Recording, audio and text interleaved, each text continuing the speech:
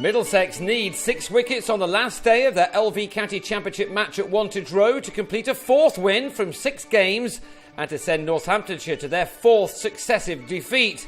The visitors are so well placed after career best performances with the bat from both Neil Dexter and Toby Rowland-Jones. Middlesex trailed by 21 runs at the start of the penultimate day, with the first innings score on 262 for 3, with Dexter on 35 and Joe Denley on 20. They made sure that the morning belonged to their team as they forged ahead in the first session with some positive cricket. Dexter is in good nick at the moment, and this clipped 4 took him to his 3rd 50 of the season. He'd needed 107 balls for this one and had struck 6 fours and 1 6. His partnership with Denley was just starting to take this game away from the home side. It went into 3 figures with neither batsman having any problems against this Northamptonshire attack. They are finding life back in the top flight tough at the moment, and their fortunes are being taken advantage of by most teams right now. It appears that a number of batsmen are taking them on full of confidence, and these two were no exception. Denley, for example, had come into this match with a top score of 8 so far this season, but this shot took him to his half-century off his 111th delivery, from which he'd found the boundary on 5 occasions. It would have been with some relief that the former Kent and England man was able to raise his bat to his teammates, who must have enjoyed watching from the dressing room. The 283 made by the home side in their first innings was now looking like a score which was well below par. Middlesex have not enjoyed themselves on the road thus far, but have clearly learned some lessons from their batting coach Mark Ramprakash, a man who, of course, knew how to build an innings. A paddle sweep from Dexter on the stroke of lunch took him to his excellent 100, as the partnership between these two passed 150. Dexter managed just the 1 ton in a difficult year for him in 2013, but he's now looking back to his best, indeed beyond his best. This ton, the 12th of his career, came off 194 balls in 3.5 hours. He'd by now struck 13 fours and 1 6 right at the start of his knock. Denley wasn't able to match him, as just after the restart he edged Andrew Hall to James Middlebrook after making a season-changing 70. The partnership was ended on 158 after spending 50 overs in each other's company.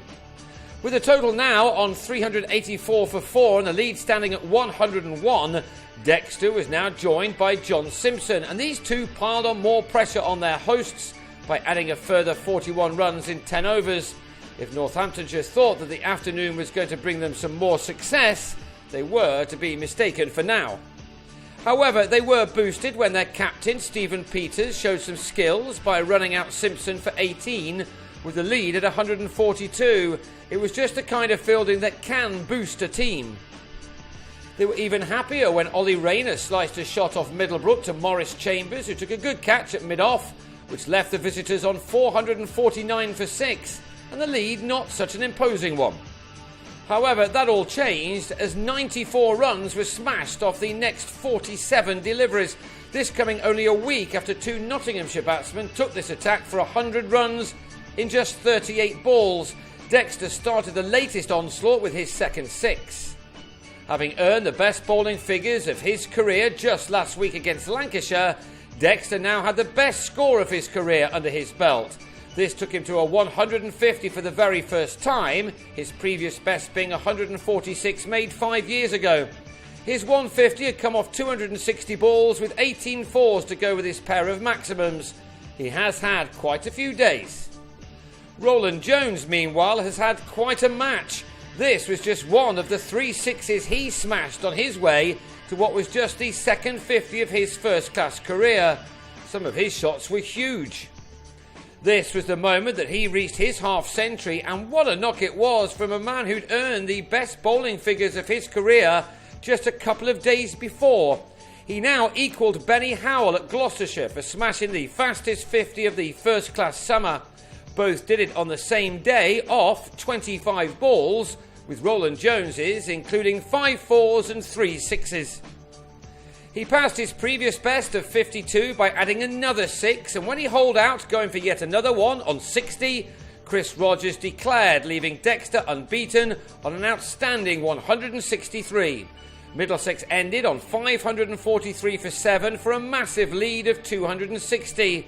It also gave their bowlers 37 overs in the day to close in on another victory. They needed only 2 balls for their first wicket, and Middlebrook playing his first delivery back onto his stumps to give Tim Murtagh and his team the perfect start. Roland Jones was given some of his own medicine by David Sales, who pulled him for a 6. But the bowler continued his wonderful match by having Peters held at slip by Darvin Milan in the 12th over with a score on 35. Roland Jones has simply been unstoppable throughout this match, and he then grabbed his 8th wicket in his next over when Sales chose the wrong ball to try to pull again and was as plumb as you've ever seen. There was still enough time left for the visitors to get 1 foot over the winning line, but they were held up by Matt Spreagle, a man who's shown plenty of fight with the bat this season while so many around him have succumbed. It looked as if he and Rob Newton were going to see out the day. But it was to be a near perfect one for Middlesex when Denley had Spreagle taken at slip by Rayner to the day's final delivery. Spreagle looked shocked by the decision, thinking the ball had come off his body and not the bat.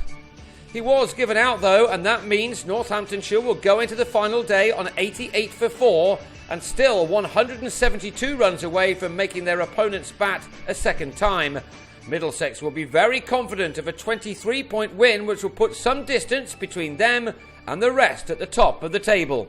The bonus points they've accrued in this match has already seen them leapfrog both Yorkshire and Sussex, who are not playing in this round of games, so it's Middlesex who now sit top